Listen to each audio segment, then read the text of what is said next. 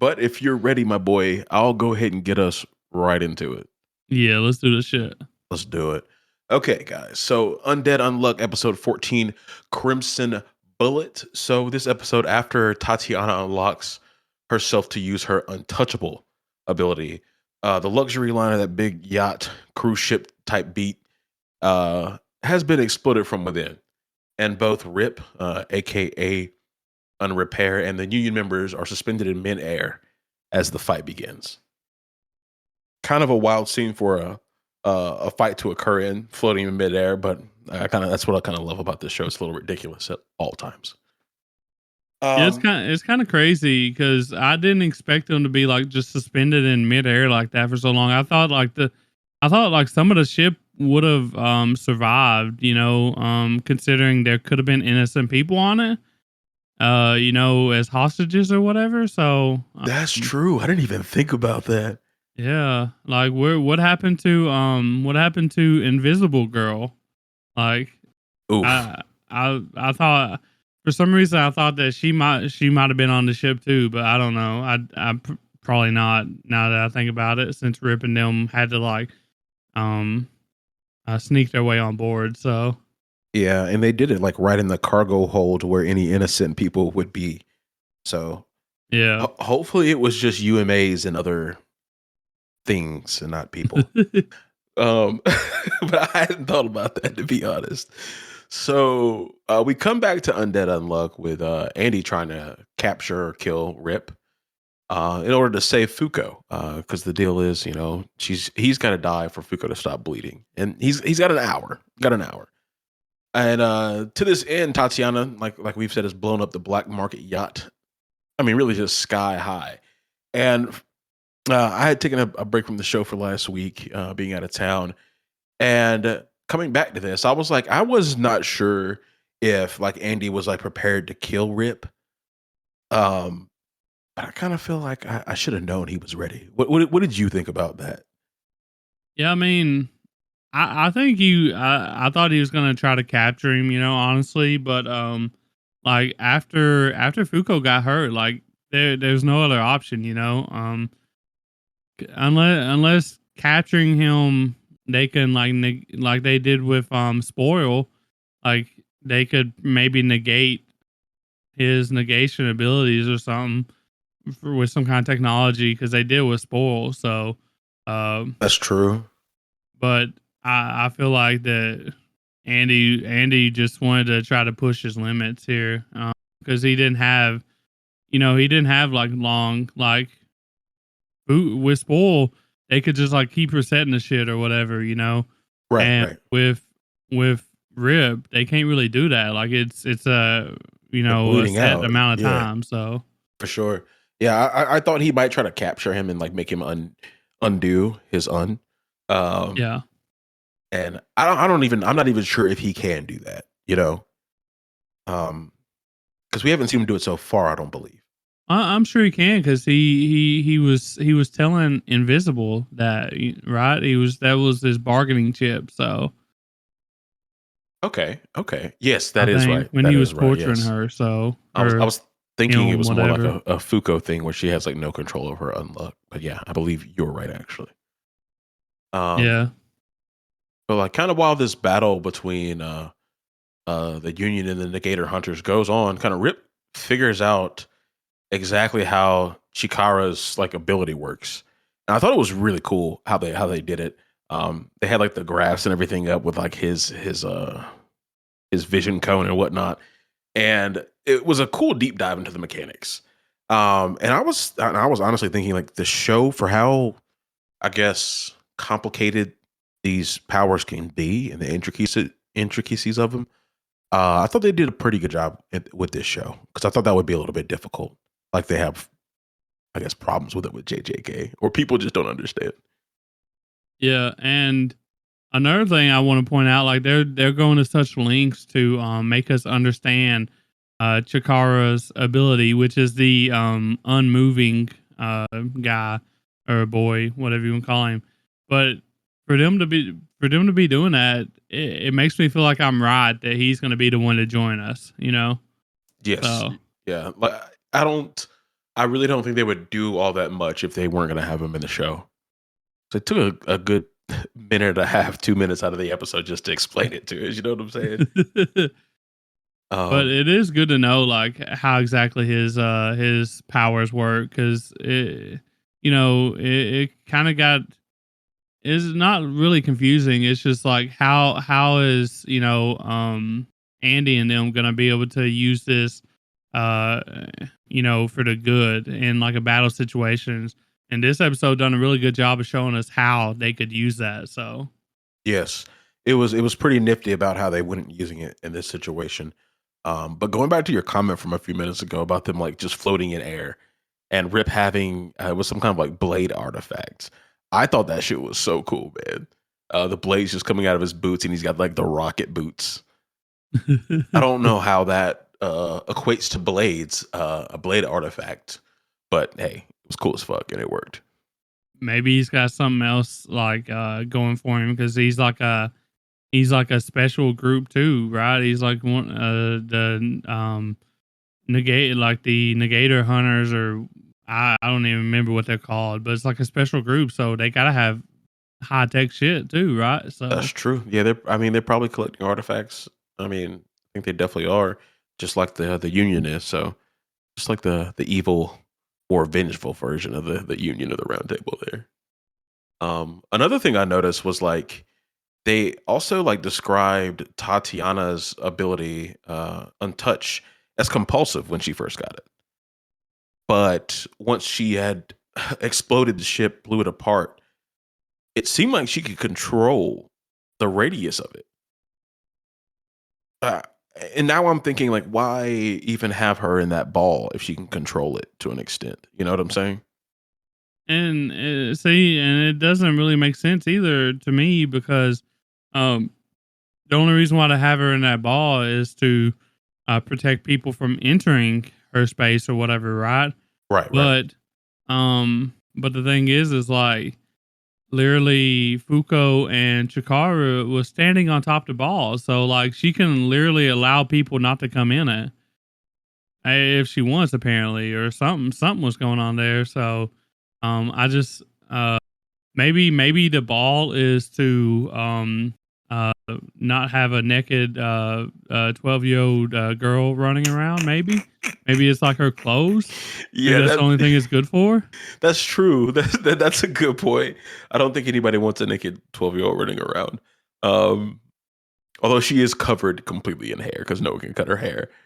But yeah, like the fact that Fuko and Chikara was like just standing on the ball, taking no damage. The only thing I could like think of is like maybe if she gets emotional, the size of the ball can vary a lot, and you could get hurt that way. But Yeah, I just I still don't know how they wasn't like what's stopping them from going into that ball. Like that's what I'm confused with. I didn't know her untouchable thing had that sort of mechanic. I thought that um, if anything got in like in uh, around that ball or like invaded that space, like it disintegrated or whatever, or right. got pushed back. But they're literally standing on top of it, so that's what confuses me. So Yeah, I'm pretty confused about it. I hope we get some more detail on it, like, but because just like what we just said a few minutes ago is like they do a really good job of explaining the powers, and I kind of feel like they missed the ball a little bit with Tatiana. But getting past that, our I guess lack of understanding or lack of explanation on it, at least. So as the battle goes on, Andy kind of comes up with a plan to defeat Rip. And it was kind of just to get Chikara to freeze them in place and while Andy could get a fatal shot off. And Rip's friend, after they succeeded with this plan, Andy gets behind Rip to where Chikara can't see them. He shoots off a finger pistol and shot him through the heart. But then Rip's friend says, "Oh no, he's not going to die." So that was a little inconsistent to me. We saw later in the episode he came back as a child somehow. But like, kind of what were you thinking in that moment, man? Because I know I was confused because Fuko stopped bleeding. Now they said, they're jumping up and down. We won. We did it. Congrats, guys. Like, what were your thoughts? Well, going back to like the whole like hitting him and actually piercing him or whatever. Yeah. I'm not sure what his girl's ability was, but it had to do with something about like deterring shots or something like that. That's why it was so critical for him to be behind him where she couldn't see, because you know she wouldn't be able to like deter the shot or whatever coming.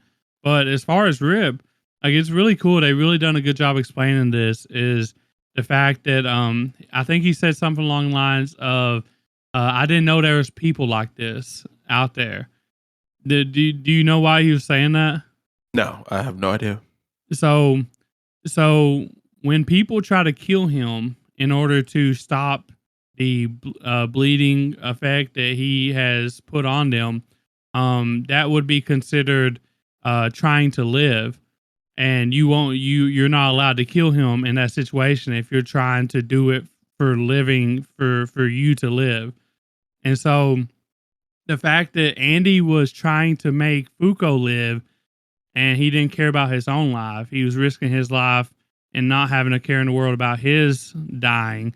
And Fuko and Chikara was also risking their lives, not caring if they died or not, Oh, to save okay. Okay. Andy Yeah. and each other.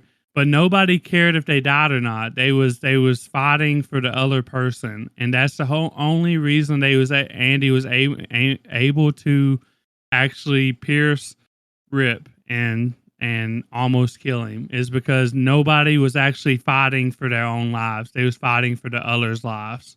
Yes, yes, yes. Okay. Yeah, I picked up on that and I didn't realize that's what he was. I know they mentioned it in the show, but I didn't realize that's what Rip was talking about.